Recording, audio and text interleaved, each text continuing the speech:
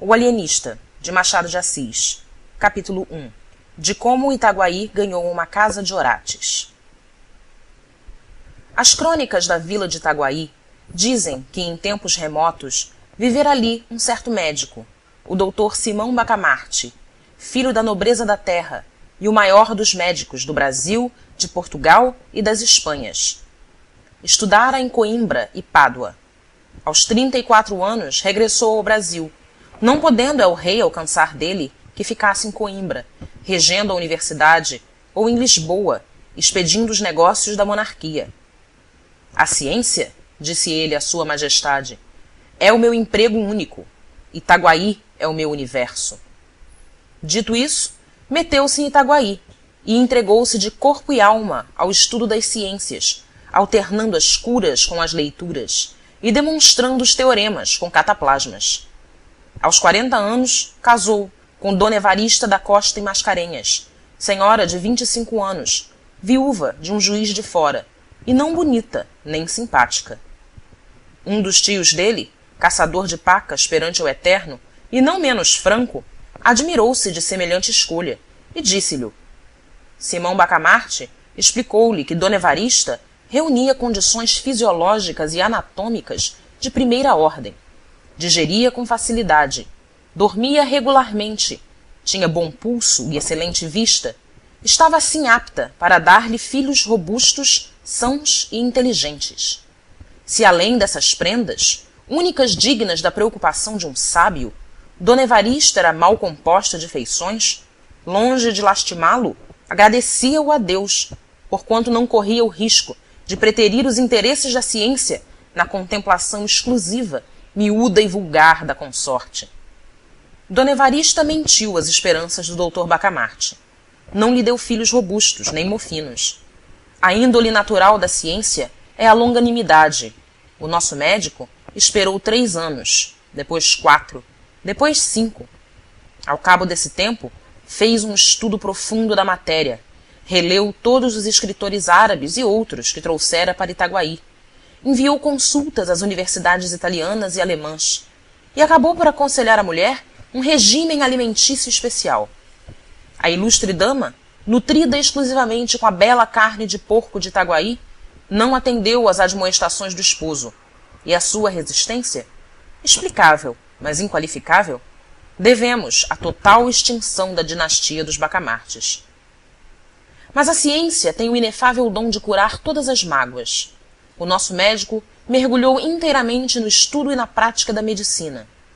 Foi então que um dos recantos desta lhe chamou especialmente a atenção.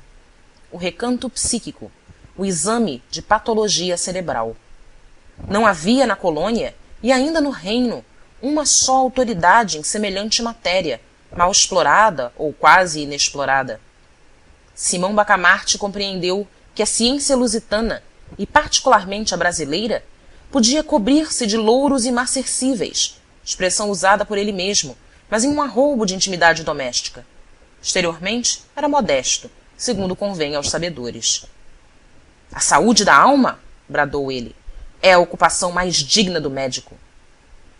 Do verdadeiro médico, emendou Crispim Soares, boticário da vila, e um dos seus amigos e comensais. A vereança de Itaguaí, entre outros pecados de que é arguida pelos cronistas, tinha o de não fazer caso dos dementes. Assim é que cada louco furioso era trancado em uma alcova na própria casa, e não curado, mas descurado, até que a morte o vinha defraudar do benefício da vida. Os mansos andavam à solta pela rua. Simão Bacamarte entendeu desde logo reformar tão ruim costume. Pediu licença à Câmara para agasalhar e tratar no edifício que ia construir todos os loucos de Itaguaí e das demais vilas e cidades, mediante um estipêndio que a Câmara lhe daria quando a família do enfermo o não pudesse fazer. A proposta excitou a curiosidade de toda a vila e encontrou grande resistência. Tão certo é que dificilmente se desarraigam hábitos absurdos, ou ainda maus. A ideia de meter os loucos na mesma casa, vivendo em comum, pareceu em si mesma sintoma de demência, e não faltou quem o insinuasse à própria mulher do médico. Olhe, Dona Evarista, disse-lhe o padre Lopes, vigário do lugar, Veja se seu marido dá um passeio ao Rio de Janeiro. Isso de estudar sempre, sempre, não é bom. Vira o juízo. Dona Evarista ficou aterrada. Foi ter com o marido. Disse-lhe que estava com desejos, um principalmente, o de vir ao Rio de Janeiro e comer tudo o que a ele lhe parecesse adequado a certo fim. Mas aquele grande homem, com a rara sagacidade que o distinguia, penetrou a intenção da esposa e redarguiu-lhe, sorrindo, que não tivesse medo. Dali foi à Câmara, onde os vereadores debatiam a proposta, e defendeu-a com tanta eloquência que a maioria resolveu autorizá-lo ao que pedira, votando ao mesmo tempo um imposto destinado a subsidiar o tratamento, alojamento e mantimento dos doidos pobres. A matéria do imposto não foi fácil achá-la. Tudo estava tributado em Itaguaí. Depois de longos estudos, assentou-se em permitir o uso de 2 penachos nos cavalos dos enterros. Quem quisesse emplumar os cavalos de um coche mortuário pagaria 2 tostões à Câmara, repetindo-se tantas vezes esta quantia quantas fossem as horas decorridas entre a do falecimento e da última bênção da sepultura. O escrivão perdeu-se nos cálculos aritméticos do rendimento possível da nova taxa, e um dos vereadores, que não acreditava na empresa do médico, pediu que se relevasse o escrivão de um trabalho inútil. Os cálculos não são precisos, disse ele, porque o Dr. Bacamarte não arranja nada. Quem é que viu agora meter todos os doidos dentro da mesma casa? Enganava-se o digno magistrado. O médico arranjou tudo. Uma vez empossado da licença, começou logo a construir a casa. Era na Rua Nova, a mais bela rua de Itaguaí naquele tempo. Tinha 50 janelas por lado, um pátio no centro e numerosos cubículos para os hóspedes. Como fosse grande arabista, achou no Corão que Maomé declara veneráveis os doidos, pela consideração de que Alá lhes tira o juízo para que não pequem. A ideia pareceu-lhe bonita e profunda, e ele a fez gravar no frontispício da casa. Mas, como tinha medo ao vigário e, por tabela, ao bispo, atribuiu o pensamento a Benedito VIII, merecendo com essa fraude, aliás pia, que o padre Lopes lhe contasse, ao almoço, a vida daquele pontífice eminente. A Casa Verde foi o nome dado ao asilo, por alusão à cor das janelas, que pela primeira vez apareciam verdes em Itaguaí. Inaugurou-se com imensa pompa. De todas as vilas e povoações próximas e até remotas, e da própria cidade do Rio de Janeiro, correu gente para assistir às cerimônias, que duraram 7 dias. Muitos dementes já estavam recolhidos, e os parentes tiveram ocasião de ver o carinho paternal e a caridade cristã com que eles iam ser tratados. Dona Evarista, contentíssima com a glória do marido, vestira-se luxuosamente, cobriu-se de jóias, flores e sedas. Ela foi uma verdadeira rainha naqueles dias memoráveis. Ninguém deixou de ir visitá-la 2 e 3 vezes, apesar dos costumes caseiros e recatados do século, e não só a cortejavam, como a louvavam, porquanto, e este fato é um documento altamente honroso para a sociedade do tempo, porquanto viam nela a feliz esposa de um alto espírito, de um varão ilustre, e se lhe tinham inveja, era a santa e nobre inveja dos admiradores. Ao cabo de 7 dias, expiraram as festas públicas. Itaguaí tinha, finalmente, uma casa de orates. Capítulo 2.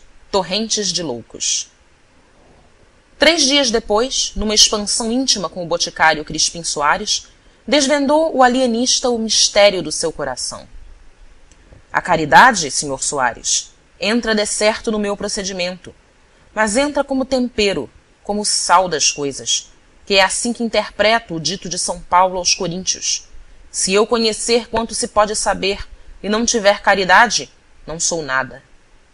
O principal nesta minha obra da Casa Verde é estudar profundamente a loucura, os seus diversos graus, classificar-lhes os casos, descobrir enfim a causa do fenômeno e o remédio universal.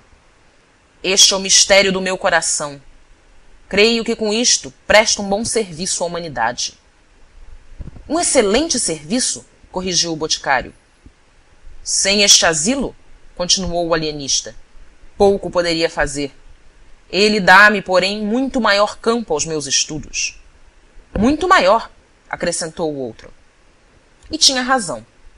de todas as vilas e arraiais vizinhos, afluíam loucos à Casa Verde. Eram furiosos, eram mansos, eram monomaníacos, era toda a família dos deserdados do espírito. Ao cabo de 4 meses, a Casa Verde era uma povoação. Não bastaram os primeiros cubículos. Mandou-se anexar uma galeria de mais 37.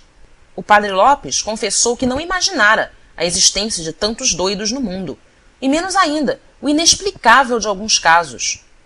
Por exemplo, um rapaz bronco e vilão, que todos os dias, depois do almoço, fazia regularmente um discurso acadêmico, ornado de tropos, de antíteses, de apóstrofes, com seus recamos de grego e latim e suas borlas de Cícero, Apuleio e Tertuliano.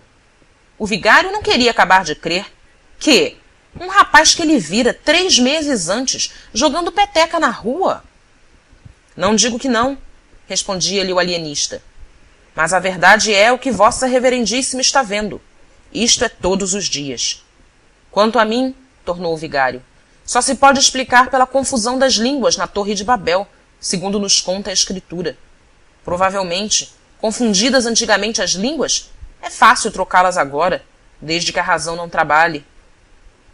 Essa pode ser, com efeito, a explicação divina do fenômeno, concordou o alienista, depois de refletir um instante. Mas não é impossível que haja também alguma razão humana e puramente científica, e disso trato. Vá que seja, e fico ansioso. Realmente. Os loucos por amor eram 3 ou 4, mas só 2 espantavam pelo curioso do delírio. O primeiro, um falcão, rapaz de 25 anos, supunha-se estrela d'alva. Abria os braços e alargava as pernas, para dar-lhes certa feição de raios, e ficava assim, horas esquecidas, a perguntar se o sol já tinha saído para ele recolher-se. O outro andava sempre, à roda das salas ou do pátio, ao longo dos corredores, à procura do fim do mundo. Era um desgraçado, a quem a mulher deixou por seguir um peralvilho. Mal descobrira a fuga, armou-se de uma garrucha e saiu-lhes no encalço. Achou-os 2 horas depois, ao pé de uma lagoa. Matou-os a ambos com os maiores requintes de crueldade. O ciúme satisfez-se, mas o vingado estava louco. E então começou aquela ânsia de ir ao fim do mundo, à cata dos fugitivos. A mania das grandezas tinha exemplares notáveis. O mais notável era um pobre diabo, filho de um algibebe, que narrava às paredes, porque não olhava nunca para nenhuma pessoa, toda a sua genealogia, que era esta. Deus engendrou um ovo, o ovo engendrou a espada engendrou Davi engendrou a púrpura engendrou o duque engendrou o marquês engendrou o conde, que sou eu. Dava uma pancada na testa, um estalo com os dedos, e repetia 5, 6 vezes seguidas. Deus engendrou um ovo, o ovo, etc. Outro da mesma espécie era um escrivão, que se vendia por mordomo do rei. Outro era um boiadeiro de Minas, cuja mania era distribuir boiadas a toda a gente. Dava 300 cabeças a um, 600 a outro, 1.200 a outro e não acabava mais. Não falo dos casos de monomania religiosa. Apenas citarei um sujeito, que chamando-se João de Deus, dizia agora ser o Deus João, e prometia o reino dos céus a quem o adorasse, e as penas do inferno aos outros. E depois desse, o licenciado Garcia, que não dizia nada, porque imaginava que no dia em que chegasse a proferir uma só palavra, todas as estrelas se despegariam do céu e abrasariam a terra. Tal era o poder que recebera de Deus. Assim o escrevia ele no papel que o alienista lhe mandava dar, menos por caridade do que por interesse científico. Que, na verdade, a paciência do alienista era ainda mais extraordinária do que todas as manias hospedadas na Casa Verde, nada menos que assombrosa. Simão Bacamarte começou por organizar um pessoal de administração e, aceitando essa ideia o boticário Crispim Soares, aceitou-lhe também 2 sobrinhos, a quem incumbiu da execução de um regimento que lhes deu, aprovado pela Câmara, da distribuição da comida e da roupa, e assim também da escrita, etc. Era o melhor que podia fazer, para somente cuidar do seu ofício. A Casa Verde, disse ele ao vigário, é agora uma espécie de mundo, em que há o governo temporal e o governo espiritual. E o padre Lopes ria deste pio trocado. e acrescentava, com o único fim de dizer também uma chalaça: deixe estar, que hei de mandá-lo denunciar ao Papa. Uma vez desonerado da administração, o alienista procedeu a uma vasta classificação dos seus enfermos. Dividiu-os primeiramente em duas classes principais, os furiosos e os mansos. Daí passou às subclasses, monomanias, delírios, alucinações diversas. Isto feito, começou um estudo apurado e contínuo. Analisava os hábitos de cada louco, as horas de acesso, as aversões, as simpatias, as palavras, os gestos, as tendências.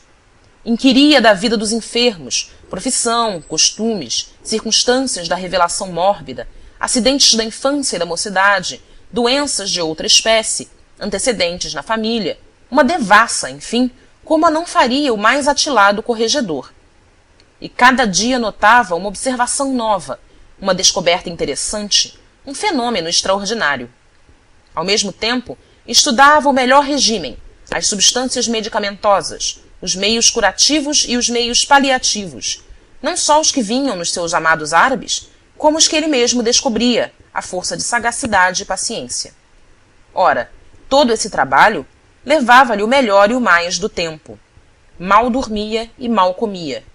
E, ainda comendo, era como se trabalhasse, porque ora interrogava um texto antigo, ora ruminava uma questão, e ia, muitas vezes, de um cabo a outro do jantar, sem dizer uma só palavra a Dona Evarista. Fim do capítulo 2.